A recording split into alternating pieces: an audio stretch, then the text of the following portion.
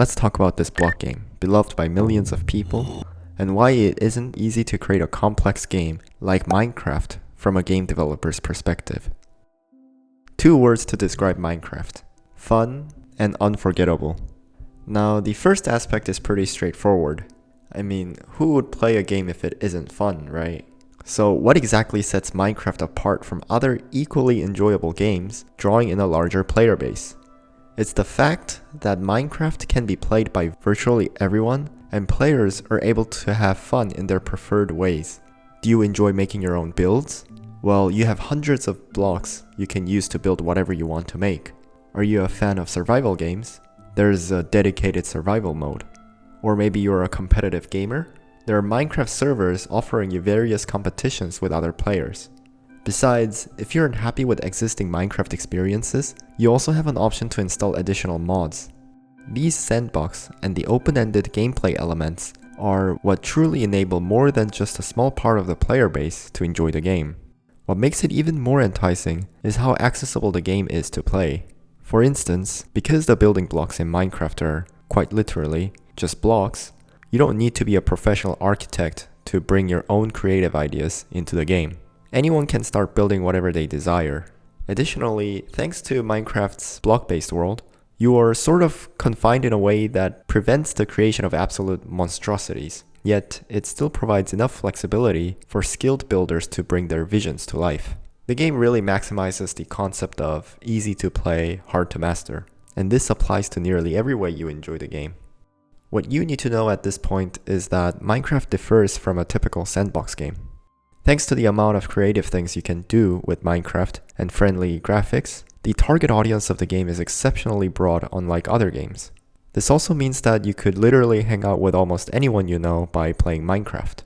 The inclusion of the survival mode in Minecraft significantly enhances its playability too. A casual survival game is something that you and your friends can easily dive into at any given time. If Minecraft were solely a sandbox, create your own game type, you'd either have to invest time in making your own creation or dig into what others have created. This might be somewhat intimidating for certain players, as some prefer to simply jump in and play with their friends. The way how Minecraft has designed its survival mode is also quite remarkable. It offers a unique adventure experience and builds tension. This is highlighted with a day-night cycle system and encourages you to build your own unique house. Additionally, it introduces multiple monsters with varying difficulty, creating an RPG-like reward cycle. The second crucial aspect, and arguably the reason why Minecraft maintains its popularity, is its remarkable memorability. There are thousands of Minecraft nostalgia videos on YouTube. Take a look at these players appreciating their memories with Minecraft. You too might be feeling nostalgic every time you hear this song.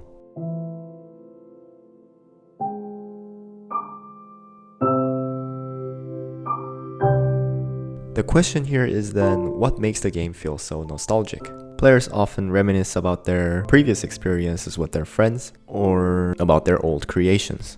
To understand why this phenomenon occurs, let's go back in time when Minecraft was first released, when you played Minecraft in a cozy environment. At that time, there weren't many online games approachable for children, so when Minecraft introduced multiplayer, you and your friends had an option to hang out in a virtual world, which was an entirely new experience. Because of the sandbox nature of the game, it really made the players feel like they were having a social interaction, person to person. The game's soothing audio design also plays a great role. The game has a very calming music, along with sound effects that aren't aggressive. These aspects make players feel comfortable when playing Minecraft with their friends. Most importantly, Minecraft features procedural world generation. What this means is that your Minecraft world is unique and different than anyone else's. The fact that you can then place your own blocks however you want in your creative ways is what really makes the Minecraft world feel unique to you. Now that we've actually analyzed Minecraft and have a better understanding why it's such a successful game, let's attempt to design a similar game that might be as successful as Minecraft and evoke similar vibes.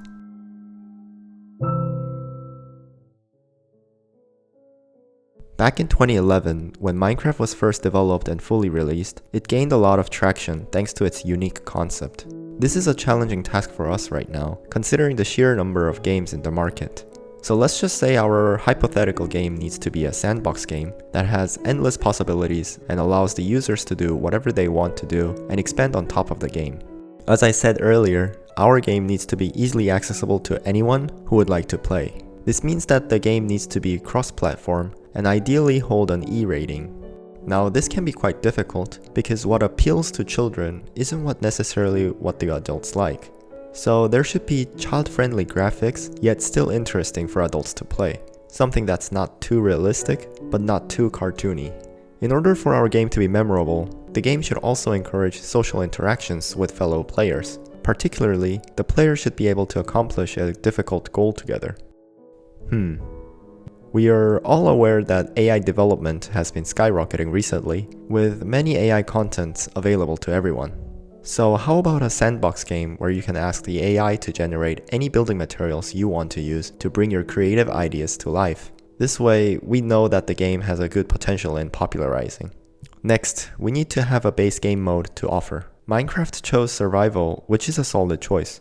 However, in Minecraft, survival progression usually tends to take more than just a single gaming session. In other words, for an average player, it is quite challenging to accomplish significant tasks during this time. While some people may prefer this, it might also be a good idea to offer an interesting experience for players' first session and also have a possibility to extend further. So how about a survival game, but in a different way? Say you landed on a desert island all of a sudden, and you and possibly your friends needs to survive the nights. In the first couple of days, aka in your first session, you'd have to gather food and construct a camp for survival. This is a bit more challenging than Minecraft's survival and avoids rather boring continuous mining activities. Apart from that, doing this will also involve more activities with people who you play with. As for the coming days, the players are expected to gather more resources, perhaps travel to other neighboring desert islands, and then bring their creative building ideas using the AI. However, there's a problem. If all building materials, and perhaps even the structures themselves, are created by an AI, then you might feel like the creations aren't truly yours. In other words, when you look back at something you made 10 years later, you wouldn't experience the same nostalgic connection. What's really important here is that the player needs to be deeply involved with their own creations. Because of this, let's consider removing the AI aspect from the building and utilize AI-controlled NPCs. These AI NPCs could be personalized based on how you've shaped your own island. This would also be helpful when the player comes back at a later time, as the AI NPC could act as a storyteller, helping the player to remember what had happened. Then, what do we do for the building and the art style of the game exactly if we aren't going to rely on AI for this? The truth is, Minecraft's voxel world and ability to build whatever you want with blocks is practically perfect for everyone who plays the game. Here's an example. Let's say there's a beginner player who would like to build a house made out of wood planks. In Minecraft, you can easily come up with building a cube. When the building materials aren't just restricted with blocks, then it might be necessary to provide players with some sort of a blueprint to guide them in building a house. Although this might make the house less unique to the player. As I said earlier, really the blocky materials in Minecraft restricts the players to build in a good way that it's not too difficult for new players to get started with building. So at the end of the day, we would have a game that's very similar to Minecraft, but with slightly different survival approaches and just AI NPCs added. Which I think this could just be done with a couple mods in Minecraft and not an entire new game. Even though Minecraft remains popular at this moment, it's inevitable that it will eventually, gradually fade away from our lives. While there may be new Minecraft replacements coming soon, whether these games can truly replace Minecraft and give the same level of emotion is questionable. In case you're watching this video in 2027, which is 5 years from now, then let me know in the comments if there's a similar game. If you have better idea for a potential new Minecraft that meets all of the criteria I've talked about earlier, then do let me know in the comments. Let me know about other criteria for a new Minecraft as well. Thanks for making this far into the video. You must be a true viewer of mine. I'll be uploading a new devlog to my game Project Terminal very soon, hopefully within this month, so stay tuned. This has been Semicoder. I don't really know why I made this video.